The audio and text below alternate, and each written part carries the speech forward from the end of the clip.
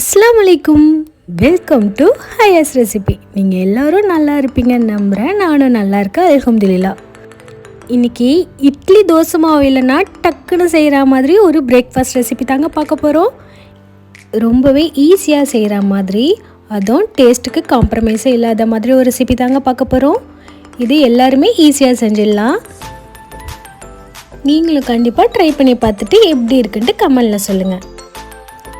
வாங்க, இதுக்கு தேவையான பொருள் என்னென்னு பார்த்துடலாம். இது செய்கிறதுக்காக 1 கப் தயிர் எடுத்திருக்கேன். அது கூட 1 கப் கோதுமை மாவு, 1 கப் ரவா, அது கூட 1 டீஸ்பூன் சால்ட் எடுத்திருக்கேன். அது கூட 1/2 டீஸ்பூன் சோடாப்பு எடுத்திருக்கேன். நம்ம எடுத்திருந்த பொருள்களை எல்லாமே ஒரு மிக்ஸி ஜாரில் ஆட் பண்ணிக்கலாம். நம்ம இதை இப்போ ஃபைன் பேஸ்ட் அரைச்சி எடுக்க போகிறோம். நம்ம எந்த கப்பால் மாவு மெஷர் பண்ணணுமோ அதே கப்பால் 1 கப் தண்ணி சேர்த்துக்கோங்க. அதெல்லாம் போட்டு நல்லா இதை மாதிரி ஃபைன் பேஸ்ட்டை அரைச்சி எடுத்துக்கலாம். நம்ம அரைச்சி வச்ச மாவை ஒரு பாத்திரத்தில் ஊற்றிக்கலாம். இப்போது 1/2 மணி நேரம் ரெஸ்ட் விட்டுடலாம்.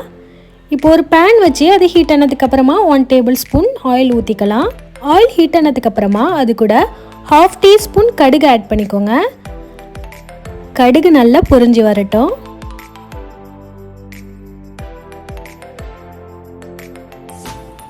கடுகு நல்லா பொரிஞ்சு வந்ததுக்கப்புறமா 1/2 டீஸ்பூன் ஜீரகம் ஆட் பண்ணிக்கலாம். ஒரு வெங்காயத்தையும் ஆட் பண்ணிக்கலாம். அது கூட 2 பச்சை மிளகாயும் ஆட் பண்ணிக்கலாம். இப்போ நான் துருவி வச்சுருக்க உருளைக்கிழங்கு ஆட் பண்ண போகிறேன். அதை தண்ணியெல்லாம் புழிஞ்சிட்டு இதை மாதிரி ஆட் பண்ணிக்கோங்க. இதுக்கு இன்னும் கொஞ்சம் வாசனை சேர்க்கறதுக்காக கருவேப்பிலையை ஆட் பண்ணிக்கலாம். இப்போ இது கூட 1/2 டீஸ்பூன் மஞ்சள் தூள் ஆட் பண்ணிக்கோங்க.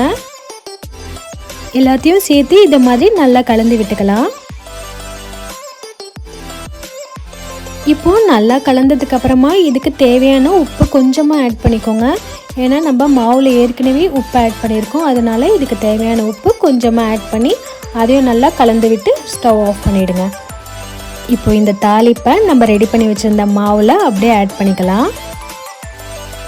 இதை மாதிரி நீங்கள் செஞ்சு சாப்பிட்டிங்கன்னா உங்களுக்கு ரொம்பவே பிடிக்கும். வீட்டில் குழந்தைங்க இருந்தாலும் ரொம்ப விரும்பி சாப்பிடுவாங்க. கண்டிப்பாக ட்ரை பண்ணி பாருங்கள். இதை மாதிரி ஒரு கரண்டியை வச்சு நல்லா இதை மாதிரி கலந்து விட்டுக்கோங்க. இப்போது இந்த மாவு நம்மளுக்கு ரெடியாகி வந்துடுச்சு. அவ்வளோதான், நம்ம ஊற்றி எடுக்க வேண்டியதுதான். இப்போது இதுக்கு டக்குன்னு ஒரு சட்னி ரெசிபியை பார்த்துடலாம். அதுக்கு 2 டேபிள் ஸ்பூன் நல்லெண்ணெய் ஊற்றிருக்கேன். நல்லெண்ணெய் ஹீட் ஆனதுக்கப்புறமா 2 வெங்காயத்தை இது மாதிரி நீட்டாக கட் பண்ணி வச்சுருக்கேன். அதை ஆட் பண்ணிவிட்டு அது கூட 6 பல்லு பூண்டை தோலை உரித்து வச்சுருக்கேன். அதையும் ஆட் பண்ணிக்கலாம். அது கூட 5 காஞ்ச மிளகாய், 2 டேபிள் ஸ்பூன் பொட்டுக்கடலை, அதையும் ஆட் பண்ணிக்கலாம். இப்போது எலுமிச்சை சைஸ் அளவோட கொஞ்சம் பாதி அளவு புளி ஆட் பண்ணி அதுக்கு தேவையான அளவு உப்பு போட்டு நல்லா இதை மாதிரி எண்ணெயில் வதக்கி விட்டுருங்க. அவ்வளோதான், இந்த அளவுக்கு வதங்கினா போதும். அப்படியே நம்ம ஸ்டவ் ஆஃப் பண்ண போகிறோம். ஸ்டவ் ஆஃப் பண்ணிவிட்டு இதை அப்படியே ஒரு மிக்ஸி ஜாரில் ஆட் பண்ணி ரொம்ப ஃபைன் பேஸ்ட்டை அரைச்சி எடுக்காமல் கொஞ்சம் கொரப்பாக அரைச்சி எடுத்துக்கலாம். மிக்ஸி ஜாரில் ஆட் பண்ணதுக்கப்புறமா இதை மாதிரி கொஞ்சம் கொரப்பாக அரைச்சி எடுத்துக்கோங்க. இது எப்போதும் தாளிக்கிற மாதிரி தாளித்து கொட்டிட்டா நம்மளுக்கு இந்த சட்னி சூப்பராக ரெடி ஆகிடுச்சுங்க. இப்போ நம்ம வீட் தோசையை சுட்டு எடுத்துடலாம். ஒரு பேன் வச்சு கொஞ்சமாக நல்லெண்ணெய் ஊற்றி இதை மாதிரி ஃபுல்லாக ப்ரஷ் பண்ணிக்கோங்க. இப்போ நம்ம ரெடி பண்ணி வச்சுருந்த மாவை 2 கரண்டி அளவுக்கு ஊற்றிக்கலாம். இதை அப்படியே மீடியம் ஃப்ளேமில் வச்சுட்டு ஒரு மூடி போட்டு மூடி வச்சுடுங்க.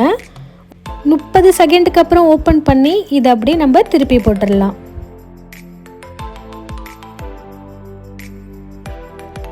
திருப்பி போட்டு இதை மாதிரி 2 சைடும் வேக வச்சு எடுத்துக்கலாம். இது வேக வைக்கும்போது நீங்கள் மீடியம் ஃப்ளேமில் வச்சு வேக வச்சுக்கோங்க. ஹை ஃப்ளேமில் வைக்காதீங்க, அப்போனா நம்மளுக்கு உள்ளார மாவாக இருக்கும். அதனால் மீடியம் ஃப்ளேமில் வச்சு நல்லா வேக வச்சு எடுத்துக்கலாம். 2 சைடும் இதை மாதிரி திருப்பி போட்டு எடுத்தால் சூப்பரான தோசை ரெடி ஆகிடுச்சுங்க. நல்லா ஸ்பாஞ்சு மாதிரி சூப்பராக இருக்கும். கண்டிப்பாக ட்ரை பண்ணி பாருங்கள். இதை மாதிரி நம்ம ரெடி பண்ணி வச்சுருந்த மாவில் எல்லா தோசைகளையும் சுட்டு எடுத்துக்கலாம். இது பார்க்கும்போதே தெரியும், நல்லா சாஃப்டாக பஞ்சு மாதிரி இருக்குங்க. சாப்பிட்டாலும் ரொம்பவே டேஸ்டியாக இருந்துச்சு. கண்டிப்பாக ட்ரை பண்ணி பாருங்கள். வீட்டில் இருக்கிற குறைவான பொருட்களை வச்சு ஈஸியாக செஞ்சு முடிச்சிடலாம். எப்போதும் ஒரே மாதிரி பிரேக்ஃபாஸ்ட் செஞ்சு கொடுக்காம இதை மாதிரி வித்தியாசமாக செஞ்சு கொடுத்தீங்கன்னா வீட்டில் உள்ளவங்களும் விரும்பி சாப்பிடுவாங்க. நான் சொன்ன அளவுகளை மாற்றாமல் நீங்களும் அப்படியே ட்ரை பண்ணி பாருங்கள். உங்களுக்கு ஒரு பர்ஃபெக்டான வீட் பன் தோசை கிடைக்கும். இதை மாதிரி பிரேக்ஃபாஸ்ட் வீடியோ நம்ம சேனலில் ரெகுலராக போட்டுட்டு இருக்கேன். உங்களுக்கு வேணும்னா செக் பண்ணிக்கோங்க.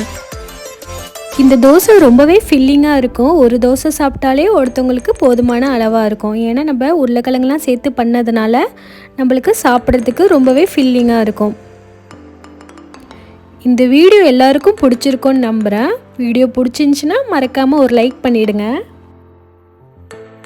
நெக்ஸ்ட்டு இதை மாதிரி ஒரு வீடியோவில் நம்ம மீட் பண்ணலாம். இந்த வீடியோ லாஸ்ட் வரையும் பார்த்ததுக்கு தேங்க்யூ.